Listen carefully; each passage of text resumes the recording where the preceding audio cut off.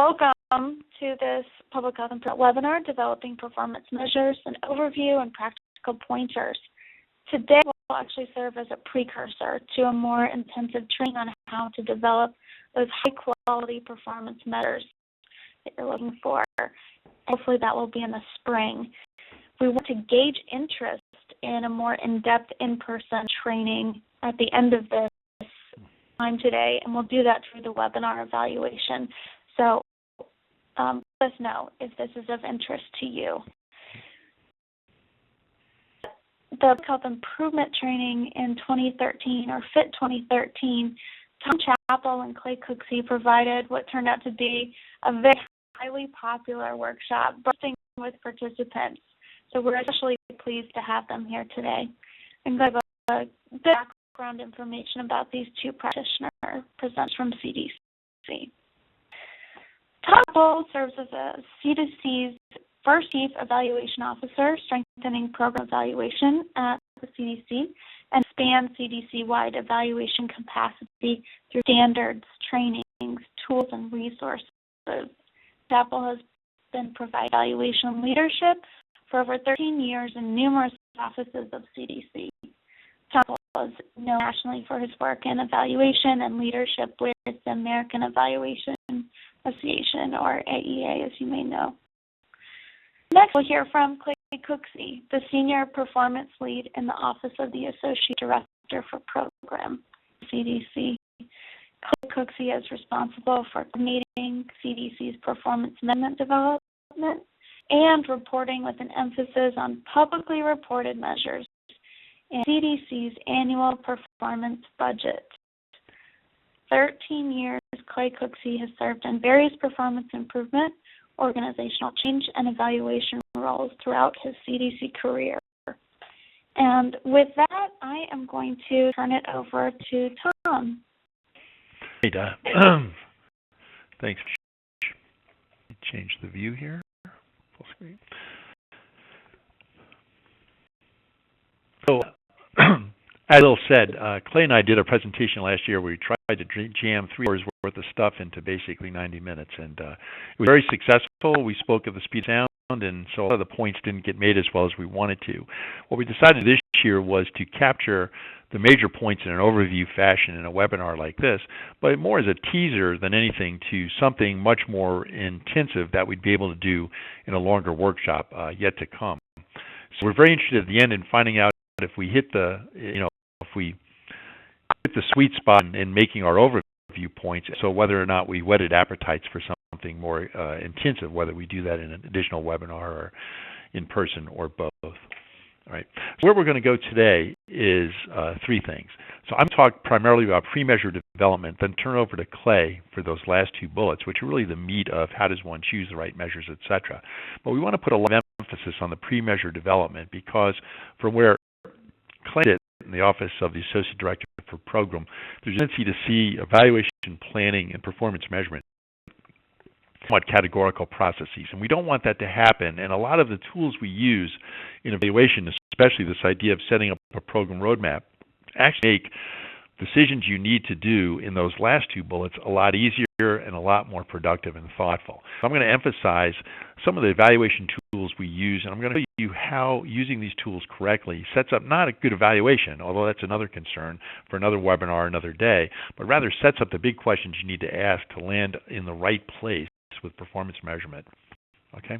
Well, first some terms, clarifying our terms: performance measurement, ongoing monitoring and reporting of program accomplishments, particularly progress toward pre-established goals. Okay, good enough as far as it goes. Okay. More importantly, performance measurement can extend anywhere across the program roadmap, especially in the global and international field. For the longest time, it looked like monitoring had to stop short of impacts and outcomes. In other parts, we talk about outcome monitoring as if we don't really care about the processes. The way we're going to approach it today is you have an outcome, you have a project roadmap or a program roadmap, and decisions about what to monitor and what to evaluate in that is your oyster, and it may be your inputs, it could be your processes, it could be your outcomes. And so this definition is as broad as possible to indicate that case by case by case, performance measures can address any or all of these levels of program activity. CDC now has an official definition of program. It's not a lot different than the way we've preached it all these years, but it's down on paper endorsed by Dr. Frieden from our new program evaluation guidelines and recommendations. And in the back, it's any set of related activities undertaken to achieve an intended outcome or outcomes. But the most more importantly, we see more important because we see program at CDC as a really broad tent. In the old days, it was very easy for people not to do performance measurement or program evaluation because, quote, I don't have a program, or I don't have a program, we do policies, or we do preparedness, or whatever. It's really clear here that everyone at CDC has a program. Policy interventions are programs. Environmental system and media initiatives are programs. Preparedness efforts are programs. The ton of stuff we do at CDC about research and development and building capacity and infrastructure are programs. Why is it so important? Because when people fail to see themselves as having a program, they therefore exit this idea of performance measurement and evaluation, what they miss is not only the opportunity to identify what success looks like for purposes of accountability, but they fail to stretch their monitoring and evaluation down to identify key outcomes that tell them things are working or not working so they can have an intelligent conversation about how to make things work or work better.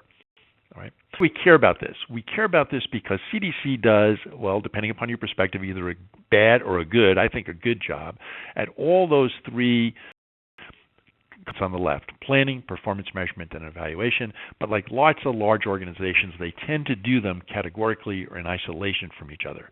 Now, there's absolutely nothing wrong with that because any one of these processes, planning, performance measurement, or evaluation, is hard. It's a full-time job. It comes with its own share of pain and suffering, and no one wants to own all three of these. But the difficulty in keeping them separate and categorical is that different people may be doing them, and yet every one of those processes starts with the same basic question. Who are we? What do we do? What are we trying to achieve? What does success look like? And when we do these in isolation from each other, those answers that we come up with in each of those categories can be different enough from each other that we end up in the place that we're still in at CDC, although in less bad place than we were a decade ago, where planners really don't have the information they need to make intelligent decisions. They make what we call data-free plan decisions or decisions based on practice wisdom. Evaluators complain, as they constantly do, no one pays attention to me, I got all these data, and no one wants to use them. And performance measures are collecting a whole bunch of stuff which seems unrelated to what the planners are doing or the evaluators are measuring. Right? On the right-hand side, we see the world's simplest rendition of what we call continuous quality improvement or continuous program improvement cycle. What do we do at the top? How do we do it as we move down? How are we doing, which is the fundamental performance measurement question, and why are we doing well or poorly, which is the fundamental evaluation question.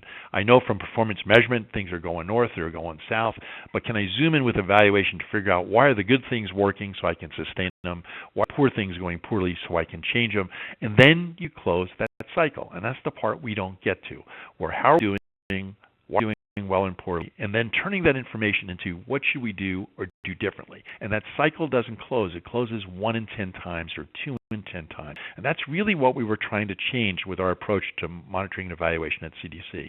And that's what I'm going to set up today. Just a couple of quick tools for how we do that. Then I'll turn it over to Clay to show how that upfront thinking helps you make the decisions you have to make anyway, what measures, how to measure, etc.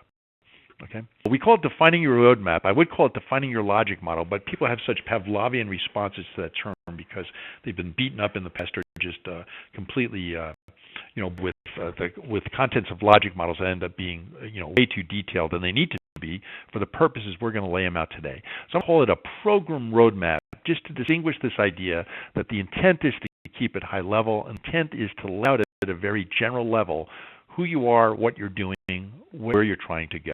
Okay. Now, this is fundamental to the CDC evaluation framework. All right. The purpose of our evaluation framework, both performance and evaluation, and actually has insights for planning as well, even though it came out of an attempt at CDC to think better or more broadly or more successfully about evaluation. But the key to our evaluation framework, and that's the business that it has for today, is that the issue, as we said before, was not that people didn't do evaluation and monitoring, but rather that the results they came up with didn't make a difference. People weren't using their findings. So I tell people, this is before I joined back when when the framework was done. But I could point to 100 projects I did for CDC or HHS or community-based organizations, and maybe 1 in 10 or 2 in 10 times could I say that project actually resulted in something changing. A program got better, a policy changed, a procedure got more efficient, right? So we said, look, the key here is to start from scratch, immediately saying the end of evaluation, or any monitoring and evaluation, performance measurement evaluation, is not to collect the data correctly, analyze the data correctly, which is important, but rather to collect data that are going to be used and to pause your data collection for use. So the framework naturally led, and this wasn't just a CDC discussion, this was a discussion in the field of evaluation as a whole at the end of the 1990s. Everyone realized the key was this idea of focus. We were defaulting to collecting things. Why? Because we had the data. We're defaulting to collecting things. Why? Because it looked like those data could be collected accurately, validly, reliably. And as a result, what happened was we collected data that were unimportant. We weren't answering the questions that mattered most to the people that mattered most. Okay. So everyone landed in the same place. How do we get to that good focus? How to decide ahead of time what we most need to collect data on instead of defaulting automatically and initially to asking what can we collect with validity, reliability, and accuracy. And these early steps, thinking beyond CDC, this overused now term called stakeholders, but a fairly seismic insight back then that someone mattered besides the folks like us that were funding and authorizing programs. But most importantly, and where I'm going to go today, spending a little bit of time laying out on paper what program roadmap would look like. Now, it quickly became the logic modeling movement, which quickly became the very complex 50,000 box and arrow logic modeling movement, which quickly became the I hate logic model movement, right? But the essence of what we were trying to get out of that step was really very basic, and I'm going to try and recapture why that step is so important to get to an appropriate focus, not for evaluation, but today an appropriate focus for performance measurement. Okay, and that is the standards, and keeping these 4 standards in mind. So the standards are not a way that we do monitoring and evaluation. They keep us at every one of our steps in good monitoring and evaluation approach. They keep us at every one of those steps from running amok or not doing enough, but just as often from running amok, right? And those standards say, come up with dozens. When I first joined CDC, I would say for everybody that had a logic model, there were 3 programs that had lists of minimum data sets. I don't know why they use the term minimum, because they were offering 100, 150 measures in there. Okay, well, the standards come to the rescue and they say, look, ask yourself utility, feasibility, propriety, and accuracy.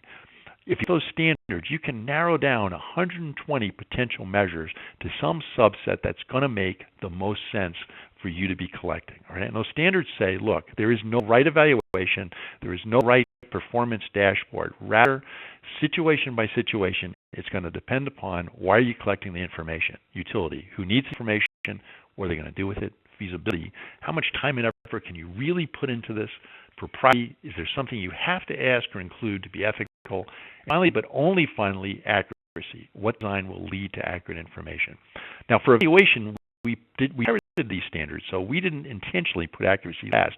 But I'm glad accuracy is last, because when accuracy is first, people bring naturally a peer review perspective to this. Now, for accountability, it's very urgent. I know that we spend most of our time answering questions from OMB, or you probably answer them from CDC on, how valid and reliable and accurate is this data collection. The reality is that performance measurement and evaluation serve not only that accountability function, the appeasement of the gods that fund and authorize us, but also this program improvement. Right, one. And when you think about utility ahead of accuracy, then the question you're asking is, who's this information? How much time and effort can I really put into it? And accuracy then becomes, what data do I need to collect for performance and or evaluation that's going to meet the needs of that user and stay within the constraints of money, expertise, etc. Now, sometimes the answer is going to be, there is absolutely nothing out there I can measure with validity, reliability, and accuracy to appease CDC, or in CDC's case, to appease Congress, the White House, and OMB. In many other cases, you're going to conclude, I got a couple measures here that meet a standard of rigor that matters, and I've got a couple other measures here that are kind of gushy, but if I triangulate them, it gives me data that's going to really help me as a program trying to make some initial judgments about what's going right and what's going wrong. Okay? So that's why we care about this focus, and using this focus and applying it to this idea of program description as a simple roadmap is what's going to help set up all the discussion Clay's going to take you through when I turn the reins over to him in a few minutes, right? Really simple program roadmap, but here's let me turn first to why people hate logic models.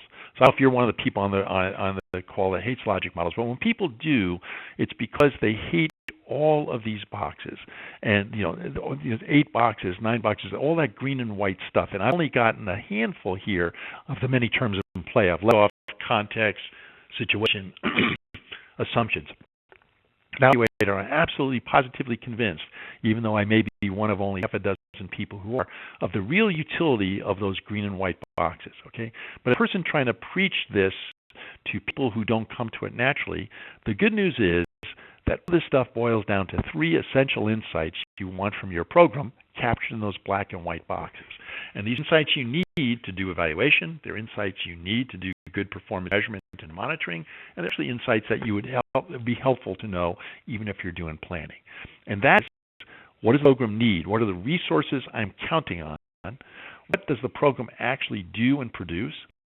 And who or what will change because of the program? It seems so straightforward, and yet I can tell you that without forcing this discussion using a logic model or a simple table or something equivalent, it's not uncommon for programs to have some parts but not all parts of that discussion. And yet, if the purpose of performance monitoring and evaluation is to help me understand what does success mean, am I getting there, why am I not getting there, or why am I not getting there, you need to be asking from the start all 3 of these questions, and all 3 of these domains, that input domain, that activity/output domain, and outcome domain, probably need to be part of the dashboard. So the question becomes, how do I keep from defaulting to measuring every single box and arrow that might show up in a complex logic model?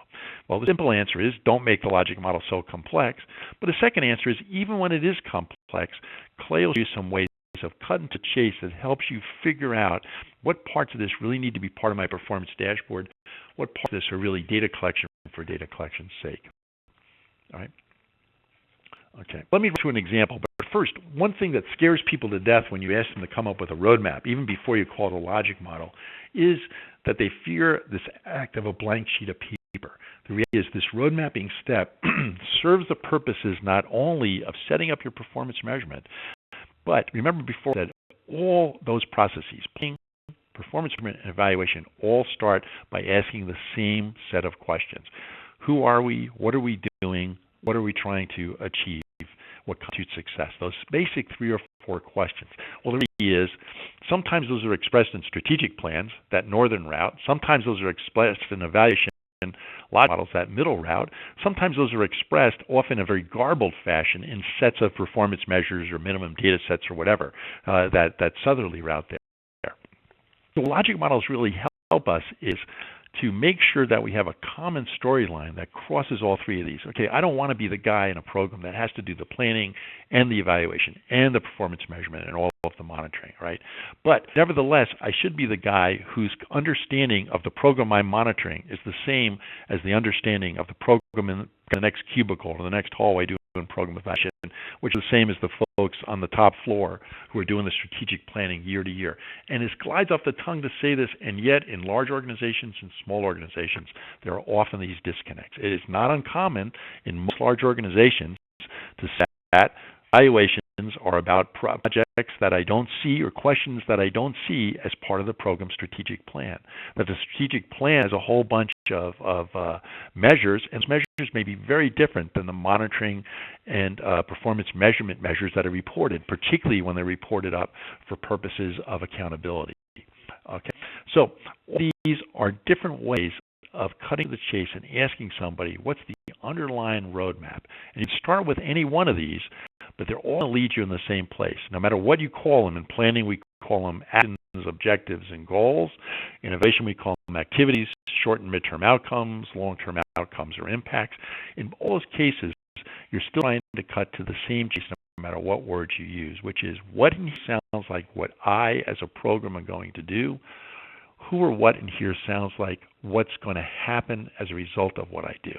What's going to happen as a result of what I do to others beyond me. So a fancy way I like to think about this, but don't do it this way if it doesn't help you, is I think of that whole action activity side as the sphere of control. How do we control as a program? Well, we get money, staff, etc., and we have some control over how we deploy it day to day. So that's what I call the sphere of control, that actions or activities part. The more important part today, because it's so seldom that anyone wants to give us an A for effort, they're always interested in what's the SWOT of what you did, is if I do a good job of my activities, what outcomes have I achieved? Who or what has changed beyond my program? And what we call those, whether it's objectives and goals or outcome measures or impact measures or key performance indicators, that general idea is embedded in any one of these three processes. So here's an example I'm going to run through. We used in class, and then we use that actually to do some casework at the table, which we won't have time for today. But I want to show you how a simple road mapping sets up 3 or 4 important discussions that you're going to have anyway in doing performance measurement and monitoring. Okay, so this is the reproductive health, one of our big divisions here at CDC. I captured, as I always do, whatever basic material I had on this place. I have a mission, I have a vision, I have goals, right? Now, what do those colors mean? No matter what I'm fed, whether it's a set of performance measures, it's a vision, mission, or it's a strategic plan, I'm always looking through 2 lenses. What here sounds like what the program was going to do. And to make that easy to find, I put that in blue. So everything you see in blue here sounds to me like something the program, DRH in this case, is going to do. By contrast, what I'm always looking for is who or what's going to change. What's the so what of the program? Who or what that's not the program is going to change. I put that in green and I underlined it. And so all this language in green, ways in which someone who's not the program is going to be better, different, etc.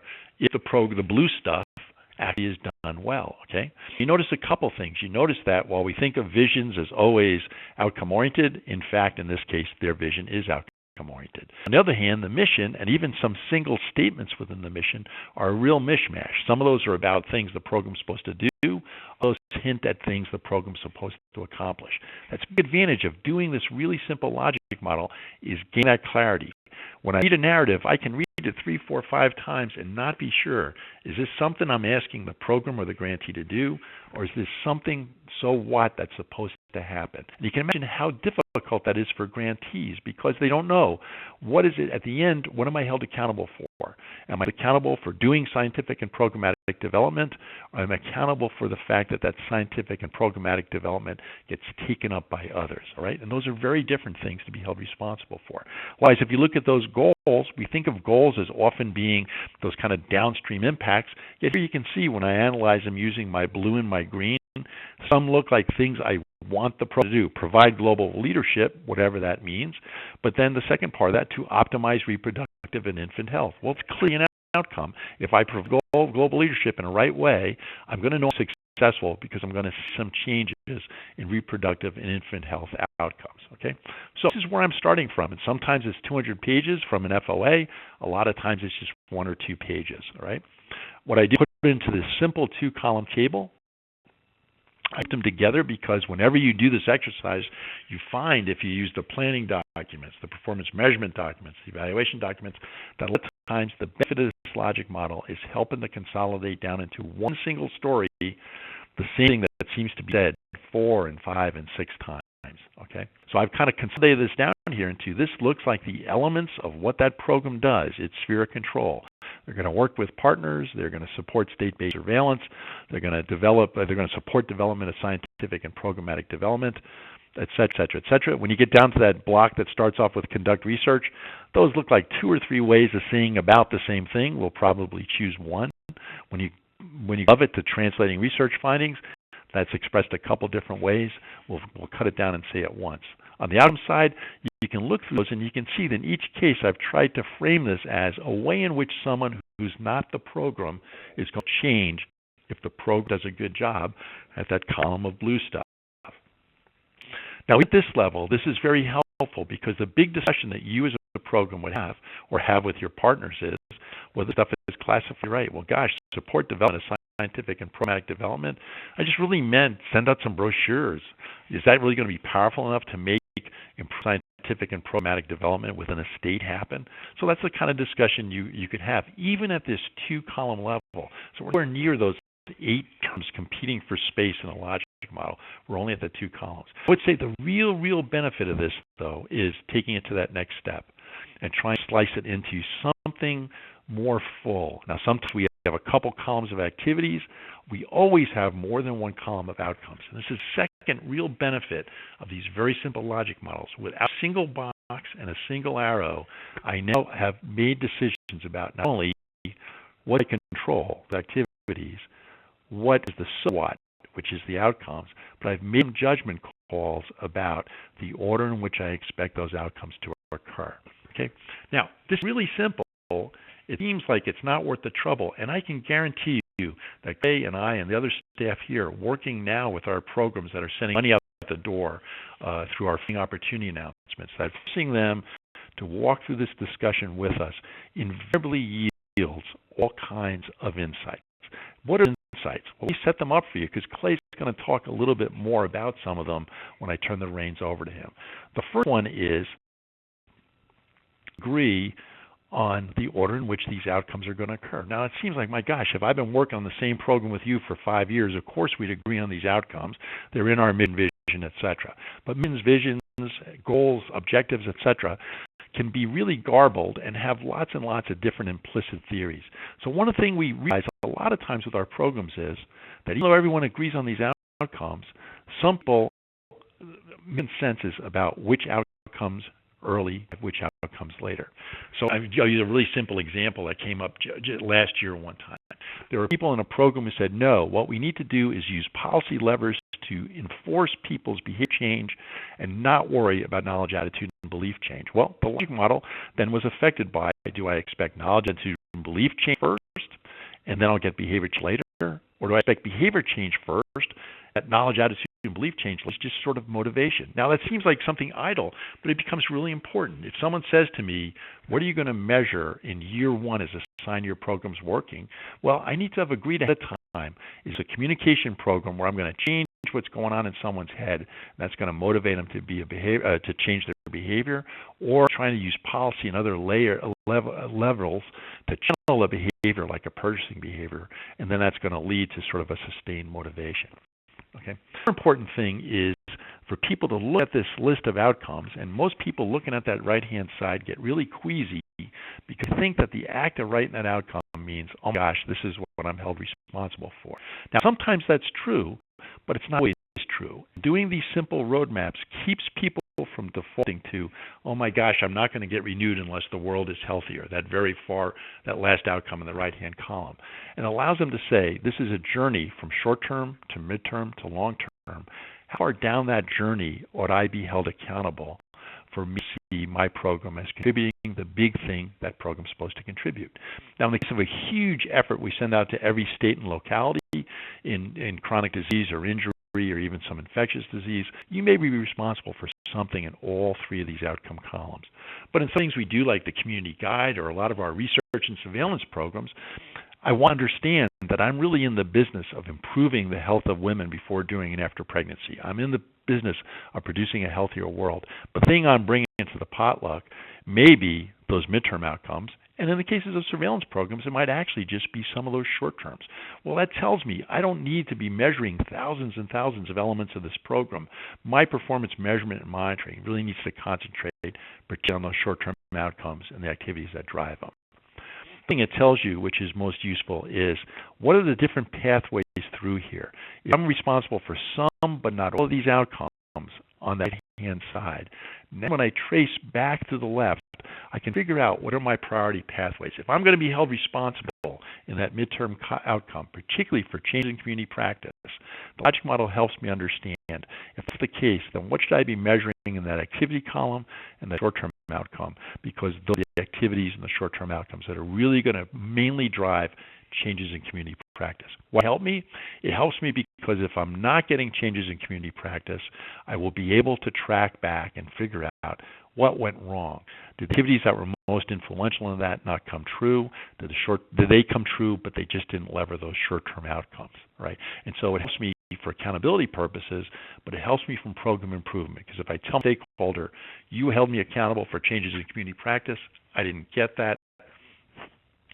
In the case, I know why. The activities I did, which were X, Y, and Z, were not powerful enough to move those short-term outcomes to drive it, and I'm going to be on the case and change it next time.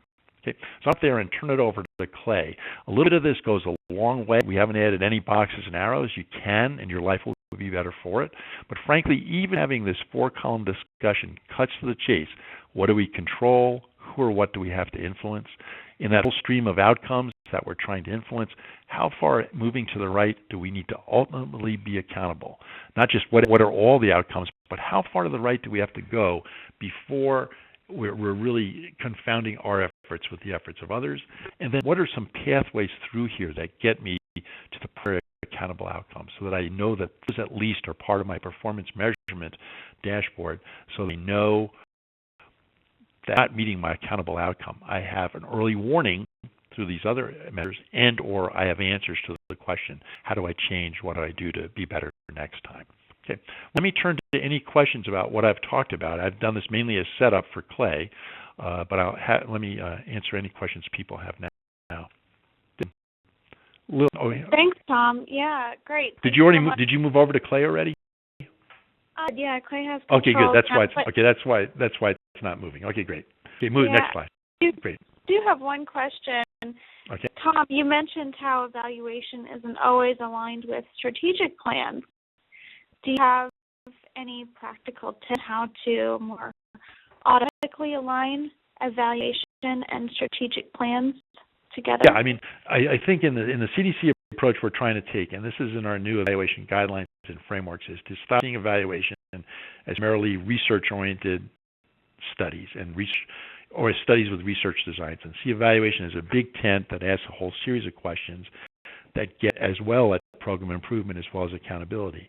When you do it that way, then this idea of a roadmap or a logic model or whatever more ambitious graphic you want to use becomes really helpful, because that roadmap helps the strategic discussion first. And so if the strategy discussion has happened first, this is the kind of program we are, what we're trying to achieve, the main pathways we take to get there, which is essentially planning questions, not evaluation questions. That ensures that when you have the discussion, what part of this should we measure in our performance dashboard, what part of this should we evaluate if we turn to kind of deep evaluation, automatically becomes aligned, because everyone's looking at these 3 questions through that same lens. What's this simple picture of our program look like? Thanks, Tom.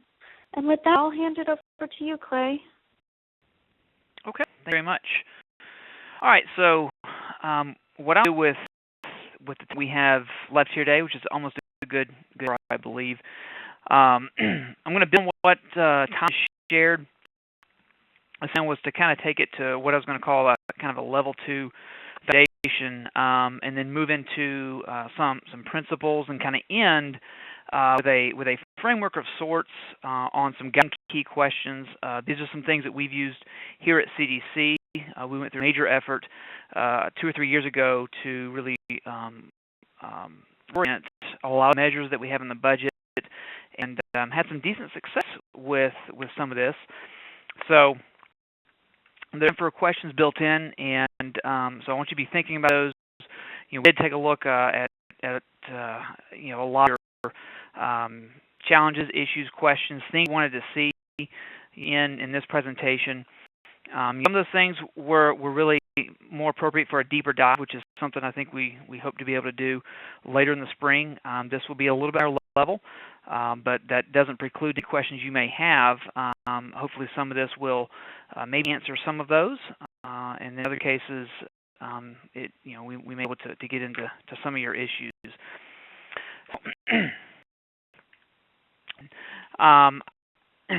Why measure? There's a whole host of reasons. Tom has gone over quite a bit of them. I did not plan to really go over them again, but I do want to point out 3 areas on the slide you're looking at. Number 5 enables accountability. I would add transparency to that one. Tom did certainly address that a little bit. Number 12 facilitates feedback and learning. I think this is probably one of the most important reasons to measure. That assumes you're going to be using the data, you're going to be looking at it. But that we'll get into a little bit of that later on.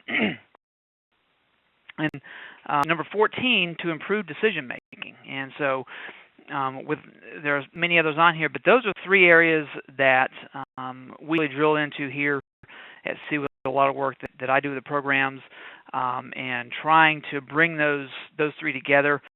What's the presentation without a great Venn diagram? And so here's Venn diagram. We want to try and hit a measurement sweet spot for accountability and transparency.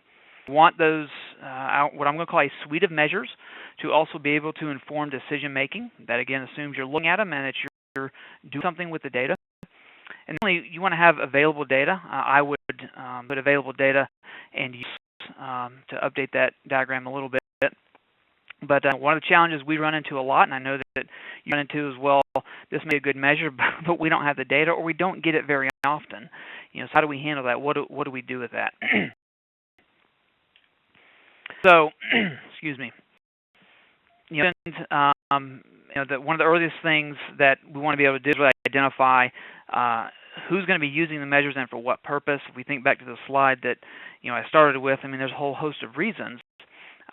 So is it going to be, we do measurement for research and surveillance, for some generic or general monitoring, which is a far different effort as opposed to some more strict monitoring and actual performance management. We're going to take that data, we're going to look at it on a regular basis, and we're going to actually try and make some informed decisions to, as Tom said in the beginning, loop back and make some changes. So, involved, I'm going to do with data. It's not just at the evaluation level, it's built in all the way throughout, and so it is certainly a part of the measures that would flow out of a roadmap we would be developing that we use here a lot. And I think that a grantee of ours, you have been instructed to use by your programs here. So getting that lined up, that's a way for me to build off what Tom shared, is important, and it is something that we want to be paying attention to.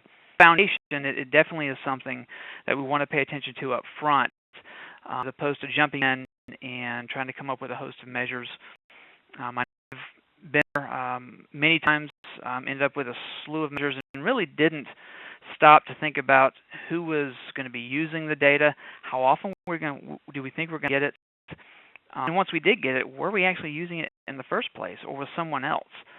You'll begin to find, if you haven't already, there are some measures you already have or are looking at. The reality is, data may not be used all that much, and so you actually begin to get to a place of, and I said before, why are we collecting this data? Well, just in case so-and-so might need it.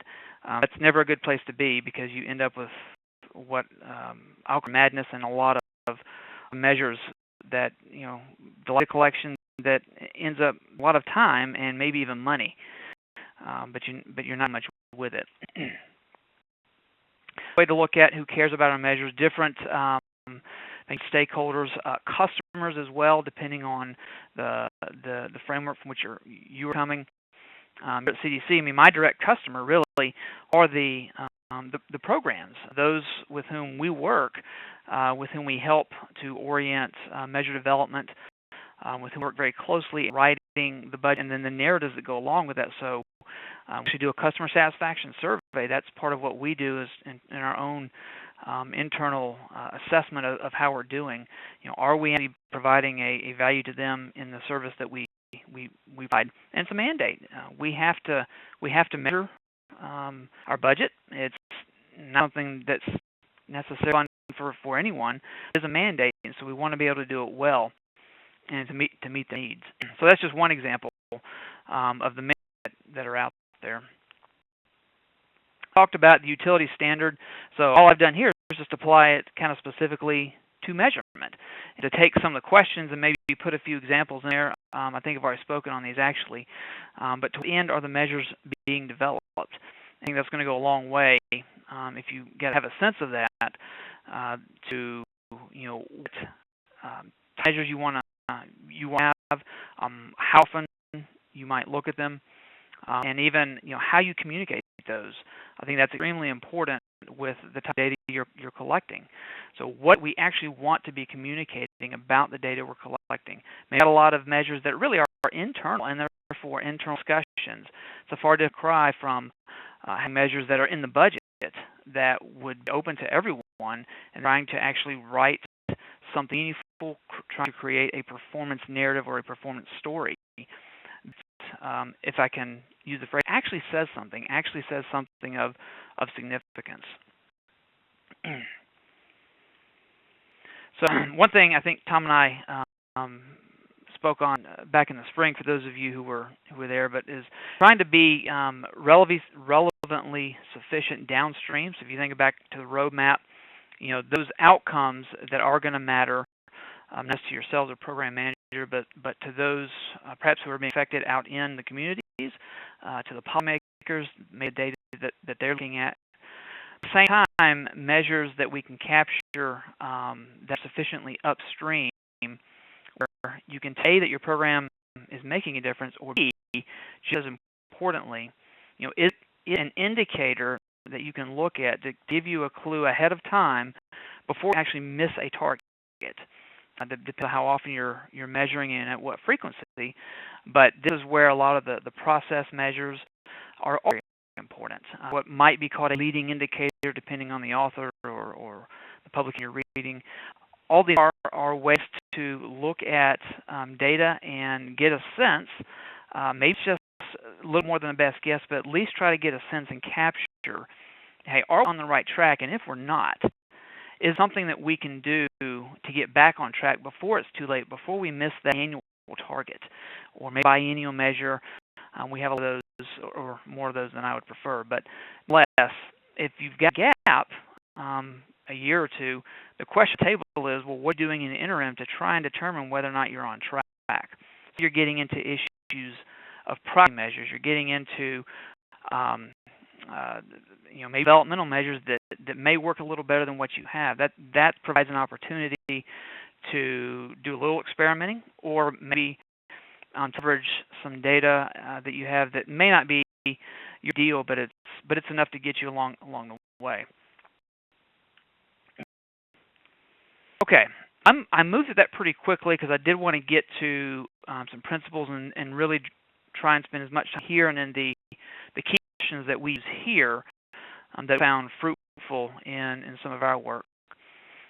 So one of the biggest principles is why it's blue on your screen, is this issue of alignment. I've used the word before about madness. I think I heard Tom reference something similar, if not the very phrase, but having some type of a framework, i.e. a logic model or a roadmap, maybe it's called a strategy map, if then framework in which you would be able to work and to derive your measures as Tom laid out, identify those pathways. That's really critical. If you look at literature, the key things that there's a system in place, there's a framework from which operating, and that probably is going to be updated as you learn more. But nonetheless, it's there. You don't have measures just sitting out there, space, if you will.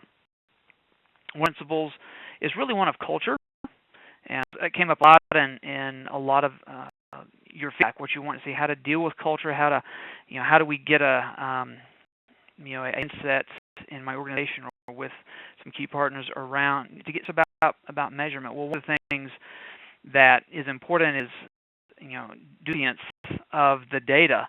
Actually, if they don't hit that target, is it or if they're not doing what they said they would do, what's the result? What's the consequence?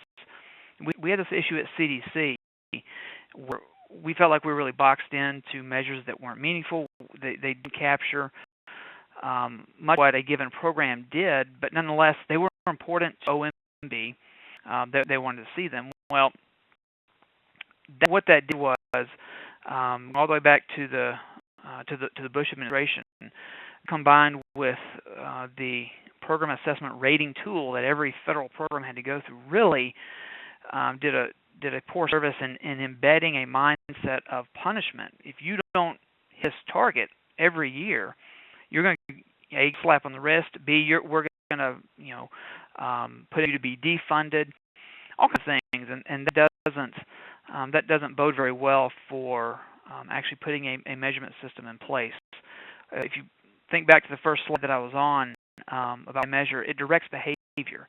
It directs behavior whether or not you want it to or not. So the question is, if it's going to direct behavior, how can you do that? So in a context of learning, hey, we didn't meet this target, but more, do we know why?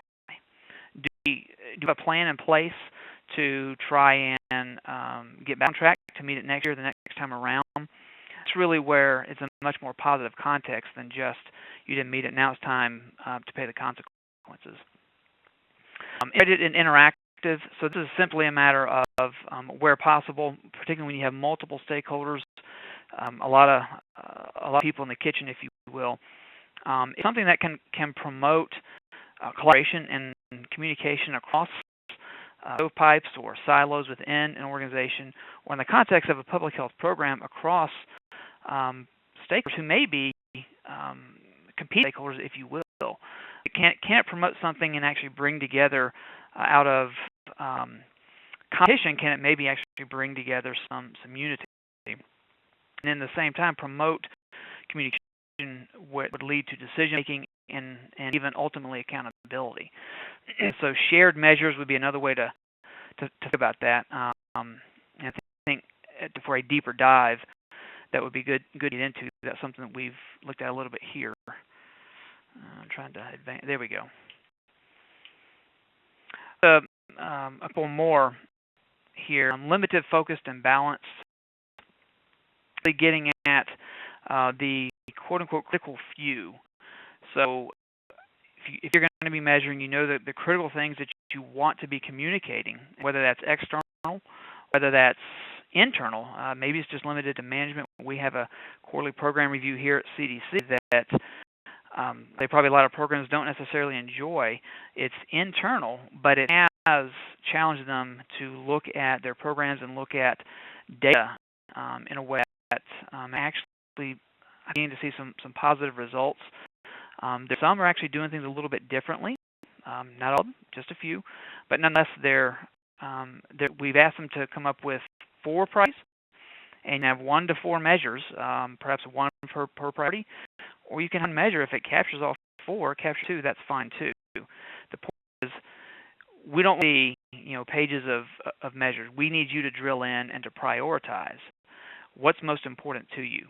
And so that, in respects, is a leadership question, but nonetheless, it can also help prevent against measure madness, and can help if you're going with an intent to those critical few that you want to what courage, and it can be both outcome and process. It doesn't have. It could be outcome measures that might be external to the public and to various parties, with a handful of process measures that you would use to actually manage the program. We get into performance management now to actually look at, are you on track, or other things you're trying to learn.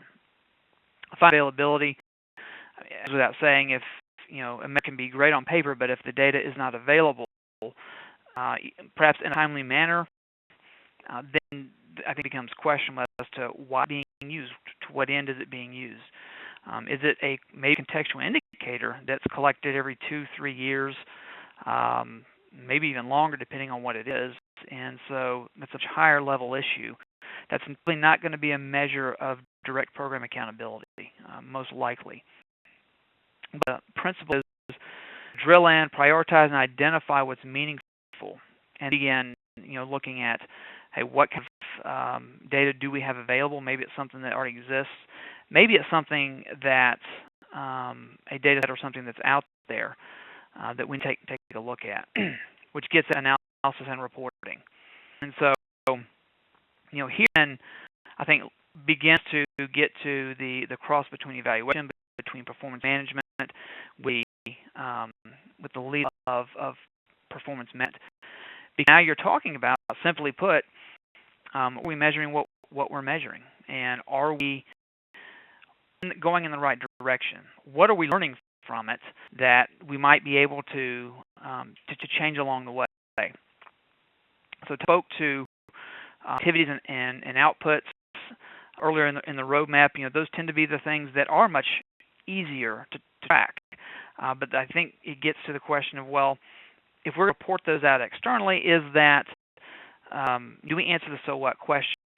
If we hit all our targets on this particular output, what changed? And so it's one of the key questions, that we want to look at. And so in communicating, whatever that may be, maybe that's the best measure that you come up with as from a program perspective, but you have other information that you can provide in crafting a communication or a program narrative or program story that begins to put some pieces together. Say, yes, we too many people. We don't have the results from those trainings yet in full. We're doing evaluation, but we do have a little bit of preliminary data. We have some case study. We have some other bits and pieces of data that you can help craft a story and communicate what you consider meaningful, and ideally what your stakeholders also consider meaningful. These short-term outcomes will be the next step, which I think would be a little more ideal when communicating externally. I don't think I'm sharing anything that's revolutionary to any of you all, but it does help to think in terms of crafting that narrative, crafting what it is you're going to be able to say from a so what perspective. We can present data, we can pull it together, but what is it that you want the audience to take away? Finally, is it a formal analysis and report, such as something you might send into the CDC?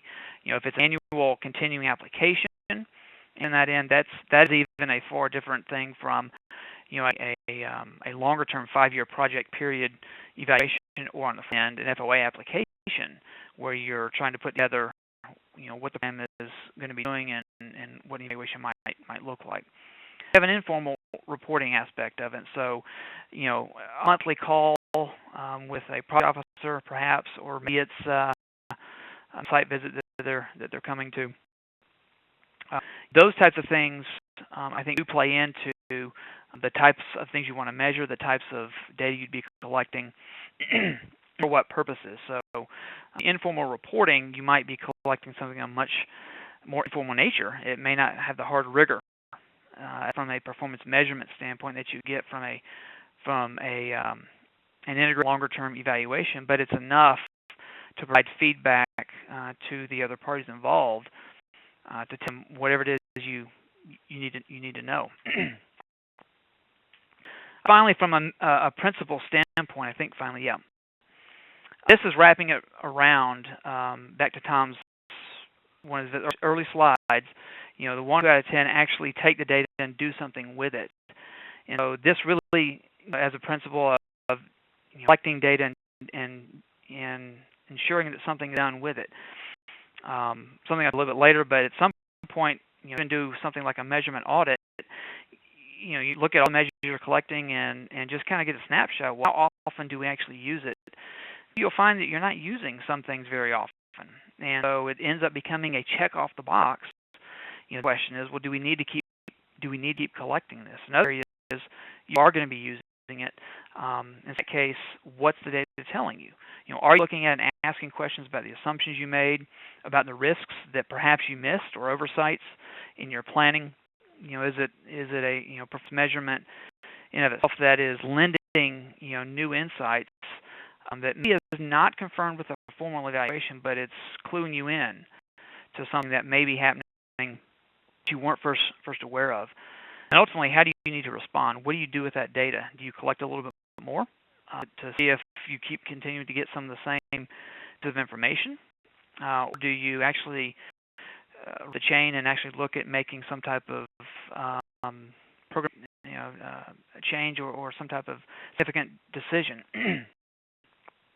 What's working, not working, and why? I mean, this is now we're getting into the why of moving closer to evaluation and moving just beyond the strict aspect of performance measurement. You need to improve. I mean, that's not just report. So stop and just ask if folks have questions before I get into what I call key questions to consider and think about in framing your performance development, how you begin to think about or take the next step in your performance measure development. Thanks for stopping, Mrs. Lill. We don't have any questions particularly to this, but a lot of more general questions, so I think that they may be answered in the next few minutes. Okay. And at the pace I'm going, it looks like we're going to have time. Questions. So, and that was what we intended and hoped would happen, even with stopping through this presentation. Excellent. I want to talk about selection criteria, and I'm using the word framework generally. It's framework is a general term in itself. I mean, threw up a roadmap or a framework to map out your model. What I'm going to do, or what I've done, I guess, is craft some key questions used here that we have seen success with beyond some of the challenges that we were facing in, how do we get to a better measure, get something with better data. This isn't, this is working well, or I just don't know what to measure. I think one of the things that I've learned personally, both personally, is how to, you can get away by seeing the questions. Maybe just changing the way you're looking at a situation through the questions you're asking. So that's pretty much the approach that I've taken here. And I think, leading up to hopefully some spring with a deeper dive and getting into some very specifics on, challenges, things like that would be very appropriate. So, we talked about who are the key stakeholders. I think we've mentioned that multiple times here. All the ones listed there, actually that's internal and external, so it could be anything from senior management, funders or partners and advocates, policymakers certainly would be the table. What are the accountable outcomes I need to measure to be transparent and accountable? So here now, this assumes that you maybe got a logic model or, a roadmap. That would be one of the first places, to start. And then at that point, between the boxes, we'll get to a roadmap in just a second, but the measurement takes place in between those boxes. And so, is it something that is of your roadmap, so it might be more of an external facing measure for a particular outcome, or something a little bit to the center or to the left that maybe it's perhaps more internal. But what are those things that I need to be accountable for?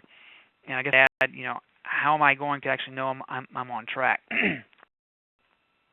Whatever you're choosing to measure, ask yourself the question: if I meet this target, or what's the so what? What is the big ticket item as a result of that measure? And it may be one measure. It may be a suite of measures. You may have, 2 or 3 that pull together. Maybe it's a couple process and output measures combined with 1 or 2 outcome measures that actually tell a story. Now you're actually getting into a suite of measures. So, again, what are the accountable outcomes, and how would I communicate that? Well, we make a budget, and with something that is required of you by CDC, or it's certainly something for internal purposes. And so, looking to the budget, that's one of our biggest challenges. Honestly, I don't think we do a very good job of doing that, more of a direct link. There are challenges that go into why that is, but the point, it's very difficult. So I will acknowledge that and not try to brush over that. But on the same hand, if you've got a budget, or if an FOA, what it may be, and there's certain things you're putting in there, what requests, what key priorities, measures that actually align to that. If you put the big items on one side and the measures on the other, could you see a general crosswalk? If you find that there are measures that are more heavy on the output or activity side, challenged in getting to the next level of measurement, we actually ask all of our programs here, if that's the case, well, what is it that results from the trend? What is it that's going to result from the flights that you want to measure that you're handing out? things like that. Let's talk about what some of those things are. How are you going to know that the fly in the trash can? Is there something else that you want to be looking at? Obviously, that's not going to answer some of the more difficult questions, but it does get you down the road. And so, a way to move maybe beyond outputs is looking at, well, what are the things we're wanting those outputs or our products and services to actually achieve? Do our measures communicate what we're really intending to accomplish, or are they more about what we're doing? And so the big distinction that I make with the account managers we have here in our office, look, when we ask questions about measurement, it's better to ask, what are we doing and how are we measuring that? It's actually a different thing to ask, what are we accomplishing? You'll get measures if you ask those two different questions. So we can come up with a lot of measures about what we're doing, the inputs and the activities, maybe some of the outputs that will be what we're delivering. But if you ask what we're accomplishing, what are the results that are achieved, that's where it gets more difficult. That's where you get to the right of your roadmap. Do provide useful, timely data for decision making. So all those, that's kind of a review of some of the things that I just went over, but it maybe puts in a little bit different framework. I hope maybe get a few ideas at least to take back from here and look at some of the challenges that you're having, some of the questions that you have, and maybe reframe the way you're looking at it from a little bit different perspective based on the questions I might ask. Drivers of success that I need to inform the critical decisions before it's too late to change course. So I talked about this earlier, but it does get at, are we measuring something once a year and we look at it at one time a year because we're going to report in the budget or we're going to report it to CDC? Maybe that's it. We're going to report it to CDC. But we don't look at it really beyond that. In that reality, we have some of those in our budget, but I think the question is, that level of effort do you really putting into, measures or a suite of measures? Maybe more internal-facing, process-oriented measures. If the case, that's not necessarily a bad thing, particularly if you're using those to try and make decisions to try and say, look, we think we're going to have to make a change because we've got some early indications that we're on track, or maybe we're ahead of schedule. We've taken some preliminary data. We're scheduled. We can actually move a little bit faster on a project or a project plan. What about milestones? Outputs and deliverables. So if I come from a project management perspective, the milestones would be those big bucket, big ticket items that we have to do throughout the year or throughout a larger project period. But if we don't deliver these certain things, the entire project is at risk. And so, depending on what it is, there's another way to look at, a way to measure what you're doing or what you're intending to deliver, and look at it from maybe a performance management standpoint. But if we don't deliver these certain things, and maybe it's going to be in a project plan that you share with CC or with some funders, look, these key items. And so we get to the end of the year and we haven't delivered on those. Maybe they're only outputs, but we know we haven't delivered. We're going to have some serious issues to get to the longer term outcomes that we'd like to see at the end of the project period.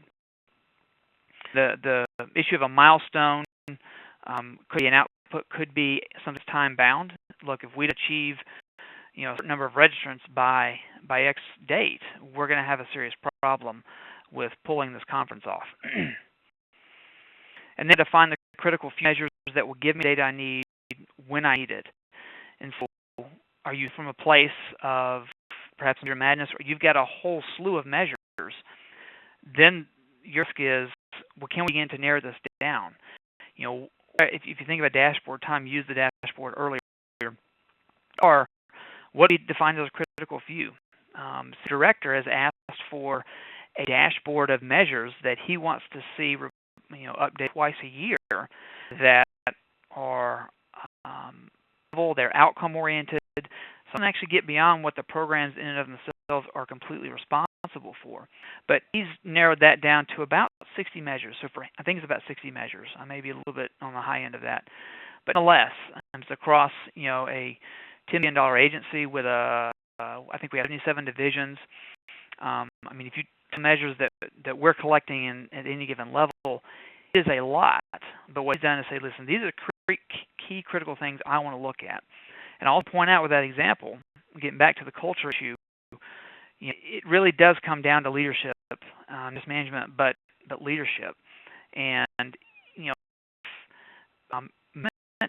evaluation, and I would say performance management, are critical, then that will be reflected in leadership. So if it's not something that you're seeing necessarily at the highest levels of your organizations, recommend is how local can you start something? Can you maybe try and influence it? And it may be nothing more than an immediate supervisor, but again, to try and implement from a measurement standpoint as well as I would say translation into a management standpoint using some data, that will give you the tools to start crafting some success stories, to begin to identify, look, we thought we were going a different direction. We found it wasn't working. By the way, we did this because we found this because we started measuring it.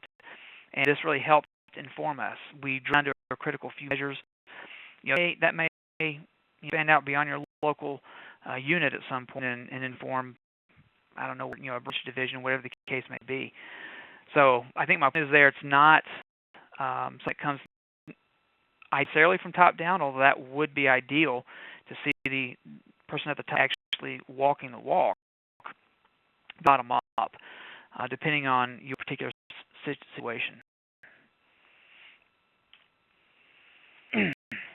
Tom asked, he talked about the pathways. Again, I'm, going back to a roadmap. If you don't have that in place, that really needs to be in place. Culture model, some have phrased it a strategy map, depending on how you want to look at it. But the point is, you've got a framework, you've got something in place that at least identifies program and what you're intending to accomplish on one end and the influencing activities on the other end that you're using to in the middle, you've got your outputs and your midterm outcomes that theoretically, or maybe you've got the evidence base to back it up. So we know if we do these things, or we think if we do these things, A, B are going to happen. And so they're going to measure that. Then obviously leads into a little bit better ability to identify the outcomes, the outputs, and the process measures that you want to look at. So if we're thinking about, a pathway, what I was, I took Tom's example of reproductive health and just took one that lined up.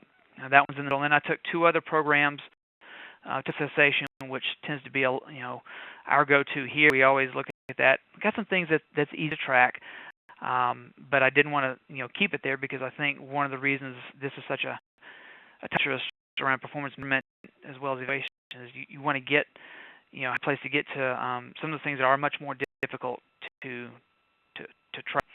But if the reproductive health pathway, the middle lane, now state-based surveillance systems, that might be as simple as a number.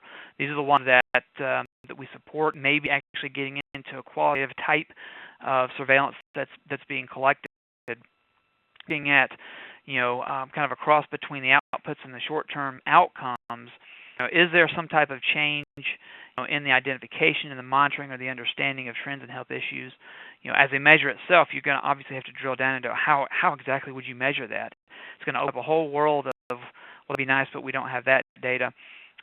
Nonetheless, again, I think that's more the place for a little bit deeper drill down. But then we take a look at the change in practices and policies. Now you're getting to a place as an intermediate outcome that may necessarily be a direct result of the reproductive health program. It may be something that's further out. It requires influence of other external parties, and so therein is it's an intermediate outcome, be at best, because the reproductive health program may be able to do all their national state-based surveillance to the best ability, do it very well, but there's things that happen in the in-between, getting to sign up to use it, to adopt it, and actually do something in terms of removing practices and policies. Finally, at the end, take that outcome, that longer-term outcome, and just translating it into a question about, do we see a change in women's health before, during, and after pregnancy? Again, there could be a host of various indicators that we might use from existing data sets. There might be some indicators that people may be good to use, but we want to test and kick the tires a little bit. That might be an emerging or developing measure to test out. Again, now you're bringing together, do we have the resources to do that? How long would it take? Is it something that we could get to a place of reliability and validity? I put department performance lane at the bottom, and just basically, try to keep it, I'd say somewhat, high level.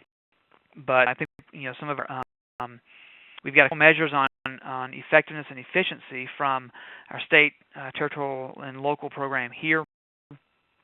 Want to get a QI manager in place in all the health departments as a kind of an output, but then the health department's making some type of change and moving towards doing QI efforts. That in of an output, but something that the program hopes to see from a health department perspective. Ultimately, do those things translate into some documented efficiencies or maybe some effectiveness? Some of you be from programs who've submitted those to here at CDC. We've used some of the success stories to actually include in our budget the changes in the various state clinical programs as a result of the QI efforts. Now we're getting at a place of actually seeing some maybe some meat to be able to put into some of CDC's budgets. This is getting at the so what question. It's a change in that's the 10 essential public health service ratings, even more so, some higher level hospital system maybe wait times, clinical wait times, depending on what's going on, what the health department in and of itself, how big is what its influence is, and how far out it's reach. So again, a whole host of possibilities would come into play with this particular lane. But again, the point is, start from that framework, drilling down into one particular lane, and trying to take that out, measure that out along the way. I've mentioned, best measures. So again, I think we could probably spend, an entire session just on this slide itself and moving through the challenges and how one person's short-term outcome might actually be another person's output. We deal with that all the time. In fact, our immunization program, we look at both vaccinated and percent of, I can't remember now, but it's more of an immediate outcome. We had measures in there that were far on, at the end of the roadmap that were really specific to death and disease and morbidity and mortality that we felt was not necessarily fair to the program. So what we did is let's look at that contextual indicator, and let's really zero in on what we feel like are the best measures of the program itself, immunization program, to be able to demonstrate what we are accomplishing, not just what we're doing, but what we're accomplishing. So again, if you're coming from a workforce standpoint, I think that is one of the more challenging ones to get at the outcomes, because you're talking about recruitment and retention, both employee satisfaction, and maybe manager satisfaction, morale, turnover. Constantly we see that a lot. Some of those can be a little more challenging to definitely realize that. So to acknowledge that there, and I think this might be something we look at depending on the interest as a possible drawn for further further time in future session. Just give quick acknowledgement to the measurement challenges. I mentioned I saw, and I think a lot of some things that you were hoping would be covered. You come from a program that has 20 measures, and maybe a lot of those you don't think that they're that great. How do you get down to a critical few? I've touched on that. I think that's something that I definitely could spend more time on. But like I said, maybe it might be something as a measurement audit to put some in front of the right people to say, look, we've been collecting this stuff for years, and we've never used it. Is there any reason we need to keep collecting this? And I'll say, don't take the just in case as a legitimate answer. That's got to do better than the just in case. If you get a few measures, then depending on what the issue is there, maybe it's a new program, maybe it's something that's extremely difficult to measure, or it's measures that come in from a annual standpoint, or maybe it's every 3 years.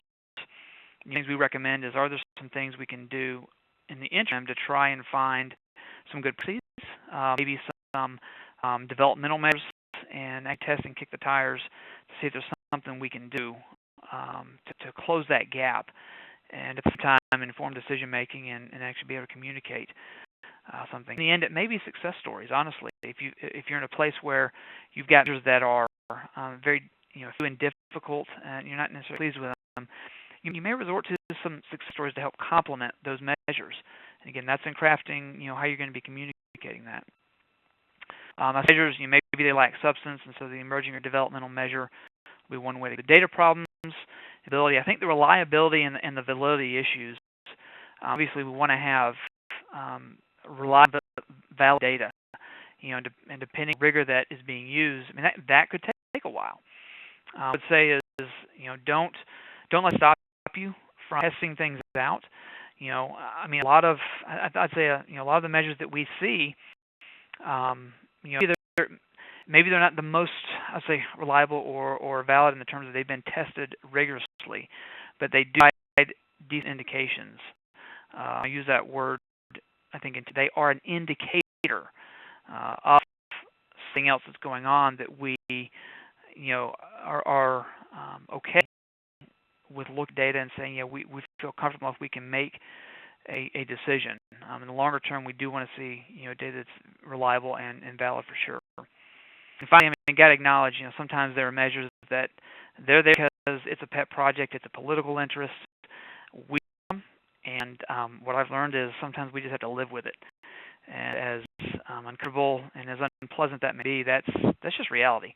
And so it's not the case. I hope that is more the exception than the rule. But unless you're able to work with that decision maker or that person who wants that, that is the reality that the world that we live in. And I think probably CDC has been the instigator of some of that. We want to see a particular measure here or there, and not be necessarily that meaningful to you. What I would encourage, and I hope is out there from all of our programs, is that conversation would be able to be had, and that whether it's a project officer or a manager in that particular CDC program, if it's something meaningful to you, I would hope they would obtain that.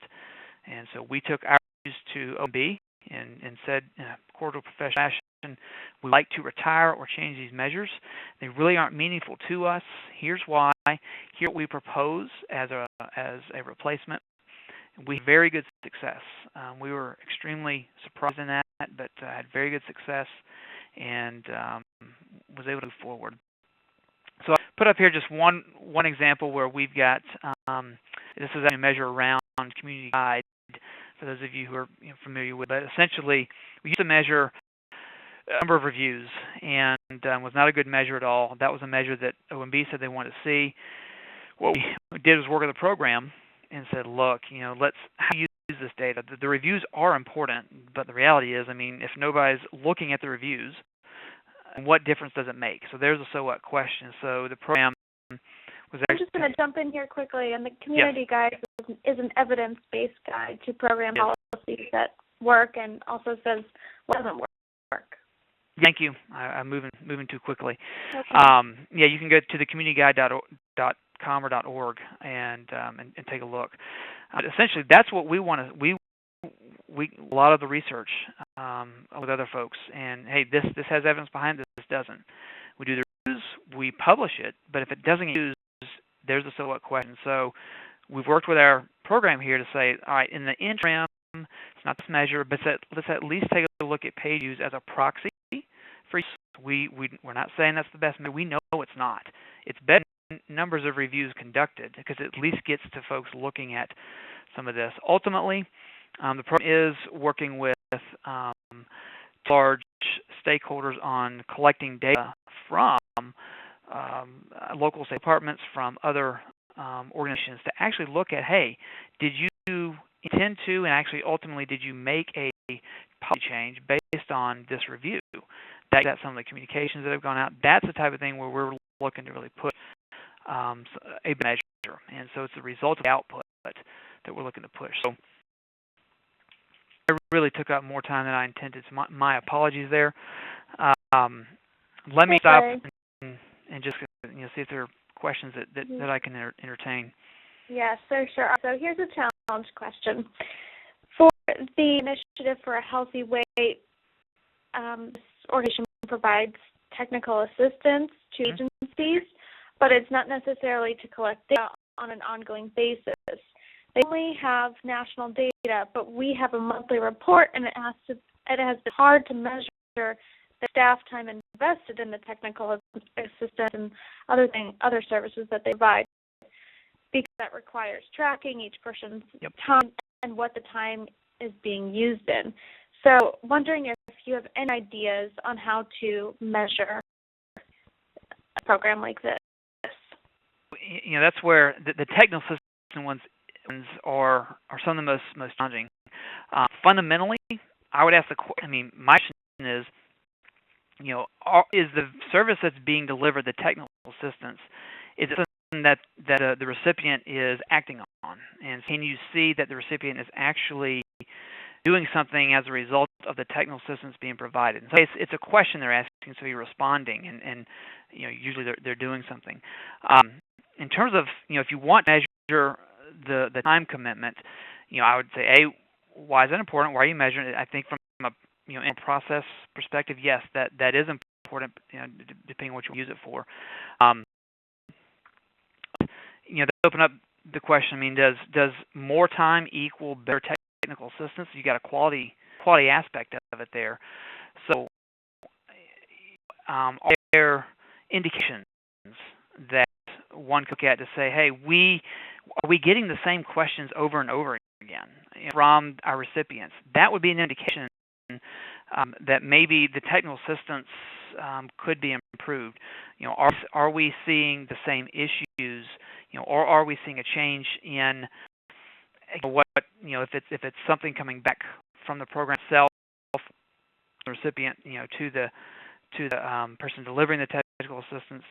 Again, so what I'm doing is I'm kind of trying to ask myself a lot of questions that some of these very ones I face as a project officer, and we were providing all kinds of stuff. We were providing guidance. We were having our monthly calls, but we weren't seeing some of the changes that we want to see, and so we had to step back and ask what it is, and only can we ask the recipient, why is seeing some of those changes? How can we do that cordially and professionally without offending them?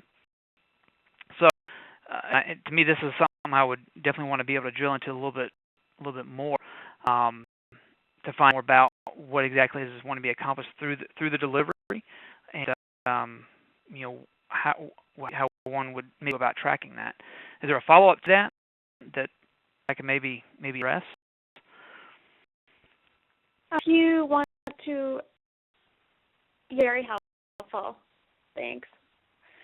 So another question: if a program you are working with, the program itself does not have a mission, no vision, and no goals, it's best to start there before you develop the roadmap. So you start the conversation with the roadmap at least partially filled out. I don't know if Tom's still here. My answer is ideally you want that. If it's not there, then it kind of begs the larger question of what you're trying to accomplish. So without the vision and the goals, can a roadmap be developed? I think it can, yes, because ultimately you're still asking the question, what are we trying to accomplish? There are longer-term outcomes all the way back to, what are the shorter-term outcomes we think we want to see as a result of what we're doing. But fundamentally, the three areas getting up what the program is about. Mm-hmm. This is Tom. I'm still on. Yes, I would agree with what Clay said. The fact that there is, you're going to proceed with the program whether or not you have a mission, vision, and goals, right? So if you're not proceed with the program and to develop a mission, vision, goals. I would say this kind of road mapping exercise helps you cut to the chase on developing those. But right now, there's thousands of programs out there without a mission and vision. They have never a strategic plan, and yet they all operate Monday through Friday, or some days a week.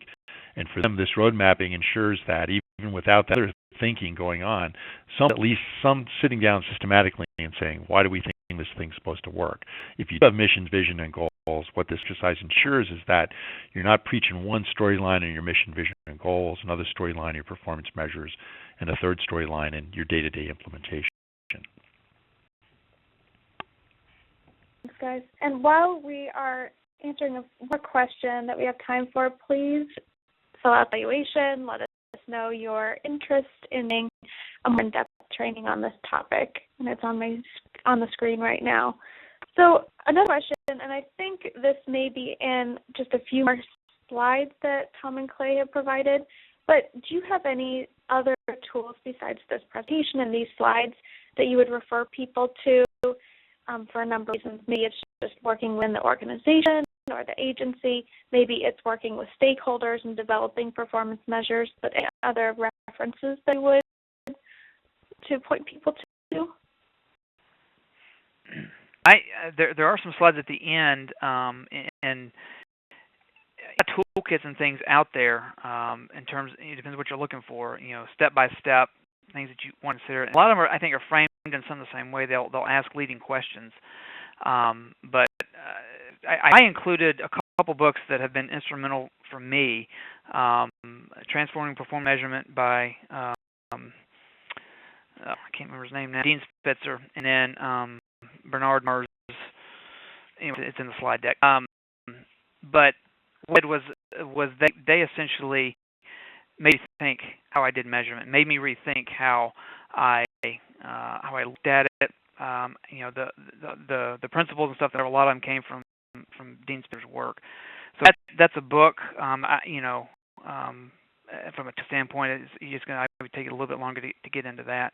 And you've got some of the quick reference guides. There was some I used from the Virginia Department of Health, or actually Department of State. It wasn't just health.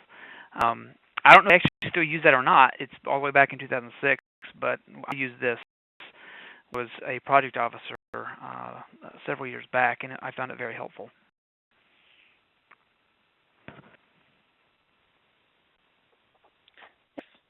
And did you know anything about the Virginia Quick Reference Guide?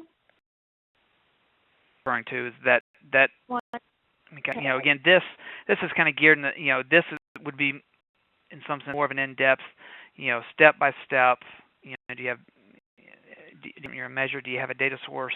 All right, what would baseline? There we could get into issues of, well, what would inform a baseline if you don't have one? Are there benchmarks from other sectors out there that you could look at? What are you doing there? So, that would probably be more of a step by step, I think. Those who might be interested might benefit from that. And Clay, I thank you so much. I know that I learned a lot, and there's still more questions coming in. So if you don't mind, I will ask you, and then we could get that out in the webinar summary. Just a few more questions. Sure. And everybody else, please, selection form. If the web content is loading, I will also email it out to everyone.